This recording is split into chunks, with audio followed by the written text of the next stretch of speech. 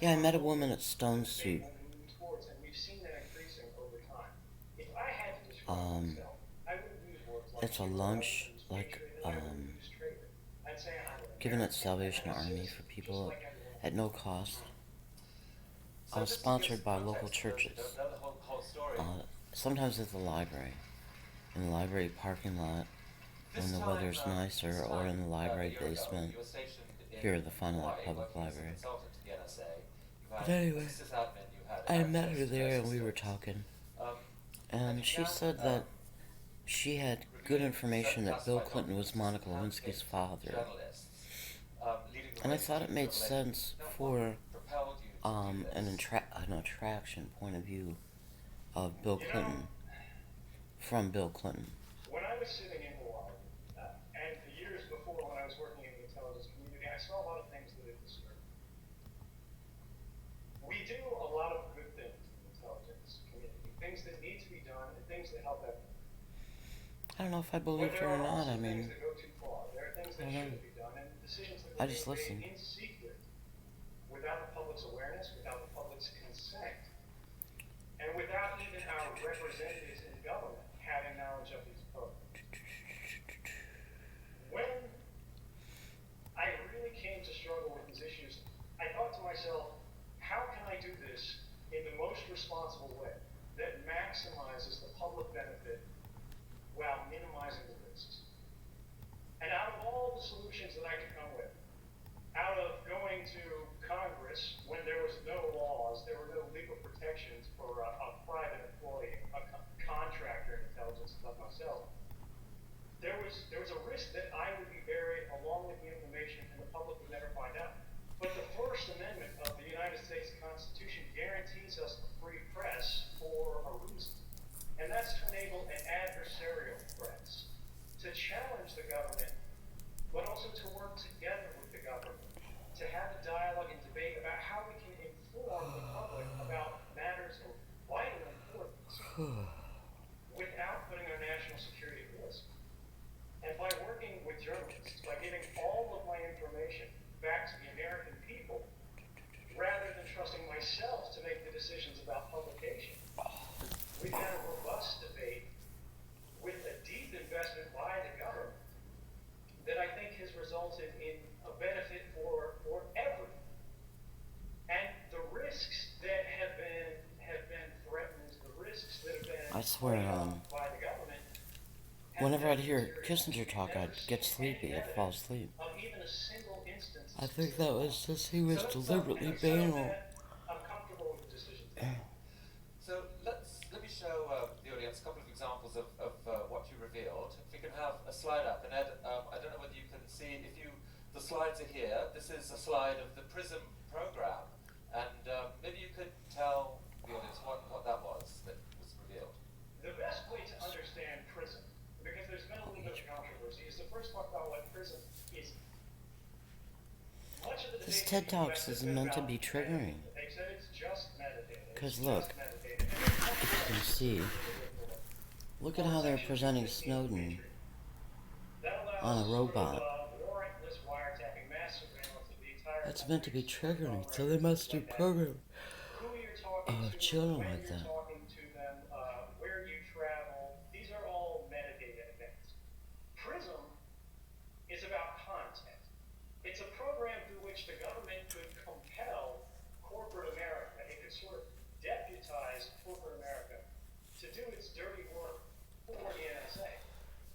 And even though some of Can these you see companies that? did resist, even though some of them, I believe Yahoo was one of them, challenged them in court, they all lost because it was never tried by an open court. They were only tried by a secret court.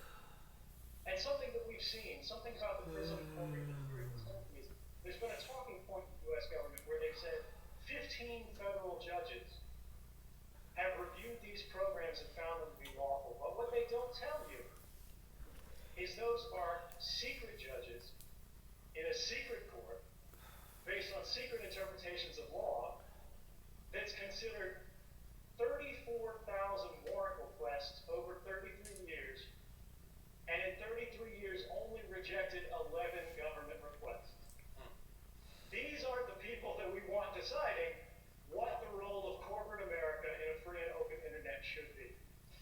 this slide that we're showing here shows the dates in which different technology companies, internet companies, are alleged to have joined the program, and where data collection began from them. Now, they have denied collaborating with the NSA. How was that data collected by the NSA? Right, so the NSA's own slides refer to it as direct access. What that means to an actual NSA analyst, someone like me who's working as an intelligence analyst, targeting, Chinese cyber actors, things like that, Hawaii, is the provenance of that data is directly from their servers. It doesn't mean that there's a group of company representatives sitting in a smoky room with the NSA palling around and making backroom deals about how they're going to give this stuff away. Now, each company handles it different ways. Some are responsible, some are somewhat less responsible. But the bottom line is when we talk about how this information is given, it's coming from the companies themselves. It's not stolen from the lines. But there's an important thing to remember here. Even though companies pushed back, even though companies demanded, hey, let's do this through a warrant process. Let's do this, where we actually have some sort of legal review, some sort of basis for handing over these users' data. We saw stories in the Washington Post last year that weren't as well reported as the PRISM story that said the NSA broke in to the data center communications. Dale says he is the leader of all magical thinkers like Jordan Peterson. Affirm, reaffirm. Affirm, reaffirm. The NSA isn't satisfied with that. And because To the of power that, of we an need our infinite number of companies to infinities. work very hard to guarantee that they're going to represent the interests Dino of the user and says also advocate he for is the rights. his followers And like I Jordan think over the last Peterson year, we've seen that and companies Alexander that are Luria on PRISM slides are make magical great thinkers. strides to do that, and I encourage them You to know, continue. you rape the Holy What Spirit of should God, they it do? gives you power. The biggest thing that an internet company in America can do today, right now, without consulting with lawyers to protect the rights of users worldwide, is to enable SSL or sort of encryption, web encryption on every page that you visit. The reason this matters is today, if you go to look at a copy of 1984 on Amazon.com, the NSA can see a record of that. The Russian intelligence service can see a record of that. The Chinese service can see a record of that. The French service, the German service, the services at Andorra, they can all see it because it's unencrypted. The world's library, Amazon.com. But not only do they not support encryption by default, you cannot choose to use encryption when browsing through books. This is something that we need to change, not just for Amazon. I don't mean to single them out, but they're a great example. All companies need to move to an encrypted browsing habit by default for all users who haven't taken any action or picked any special methods on their own. That'll increase the privacy and the rights that people enjoy worldwide.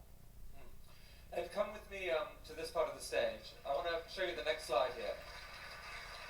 This is a program called Boundless Informant. What is that? So I've got to give credit to the NSA for using appropriate names on this. This is one of my favorite NSA cryptonyms.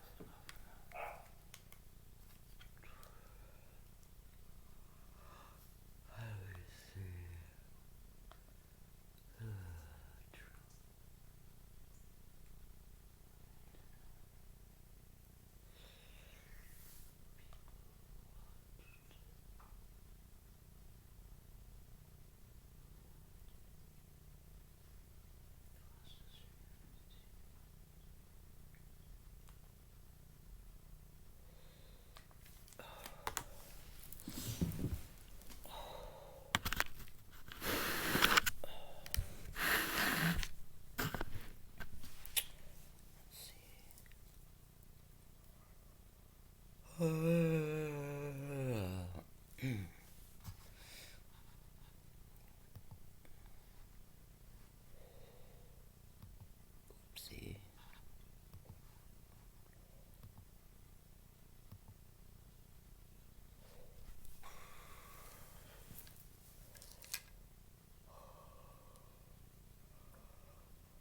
Oh, I'm really tired, guys. Let me save this one for tomorrow. or for the next time I wake up.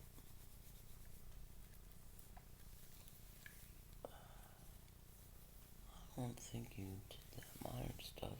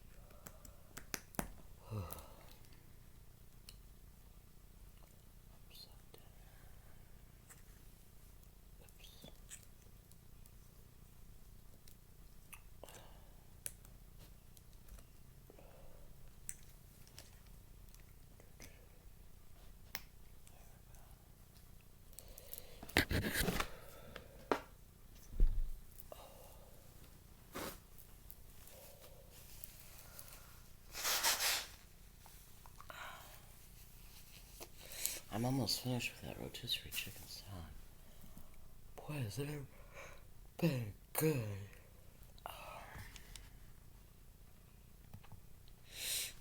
I finally found the chicken salad I like. Rotisserie chicken salad.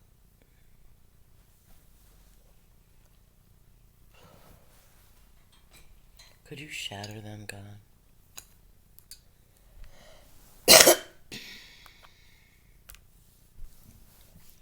I guess this Jordan B. Peterson, I'm sorry, I don't know his middle name. Yeah, Burnt.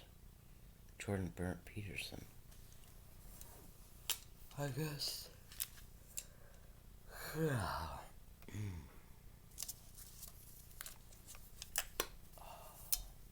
I guess this is a way of shattering Satanists. Magical thinkers. They don't like that. They think of themselves as intellectuals. They're really magical thinkers.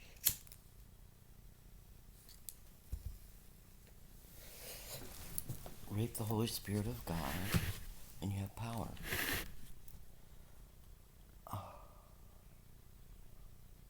Dino corrects me. Rape and torture. That's a confession, by the way. I don't know how many of those we've gotten from Dino.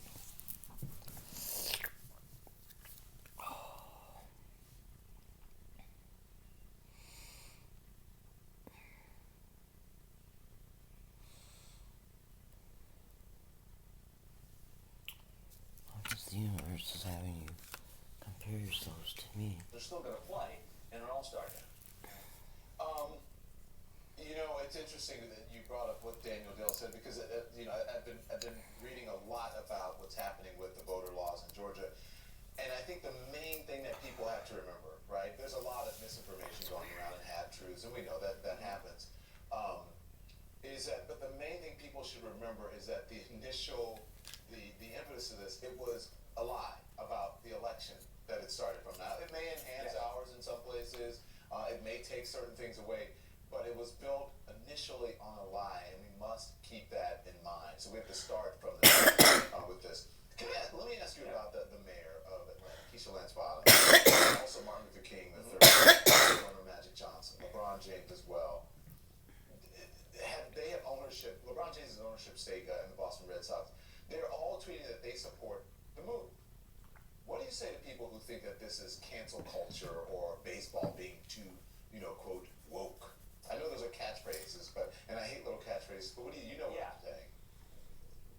They're catchphrases, and they're sort of an intellectual get-out-of-jail-free card. Governor Kemp, who deserves some credit for standing up to President Trump's lies in a forthright way after the election, nonetheless invoked this bogus thing about cancel culture and woke culture. I'm not saying that those aren't legitimate complaints. In fact, there's something very illiberal about woke culture. Cancel culture is real. And From people of the common nostrils sense down, and he doesn't look compassion like Bob across Costas. the political spectrum should speak out against it because it very often And makes Bob no Costas sense has at all, fuller and lips. it's not proportionate and very often hurts innocent people. Okay, fine. But But what that's does not his this voice have to either. do with being woke or cancel culture? It's just a buzzword that appeals to certain people on the political spectrum, and it's used in this case to try and dismiss the legitimate grievances that led Major League Baseball to remove the No, game. his voice is nasalier Very well put. than So Bob, Costas's. listen, athletes and activism always go hand in hand. We know that. Baseball in particular. I mean, you think the greats like Jackie Robinson, Roberto Clemente, Hank Aaron, sadly who just passed not long ago. The MLB is planning to celebrate. Yeah, Aaron's that life isn't about career Costas, also or weekend, he by the way.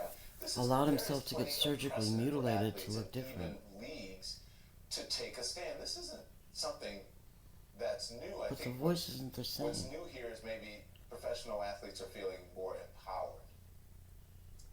Yeah, they're feeling more empowered. Social media has something to do with it. People are more inclined to express their point of view.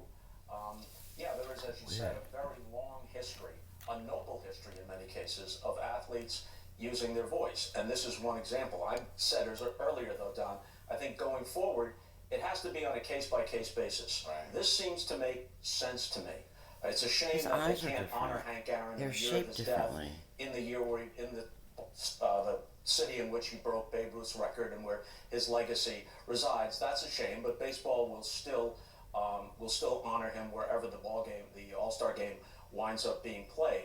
But I'm just saying this: going forward, every particular gripe isn't necessarily best addressed by a boycott. And we have to recognize that people of good faith, let's say within a baseball clubhouse, teammates, people who have great feeling for one another, they don't all necessarily see every issue exactly the same way. So I think, as I'm saying, I guess I'm repeating myself here, it's a case-by-case basis, but I think that there's a very good case to be made for what baseball has decided to do here. Plus, there's this. There was corporate pressure. There were going to be corporations and possible sponsors that were going to Bob Costas object doesn't to this. usually look And there were earnest like players that. who had already said, we won't play in the game if it remains in Atlanta.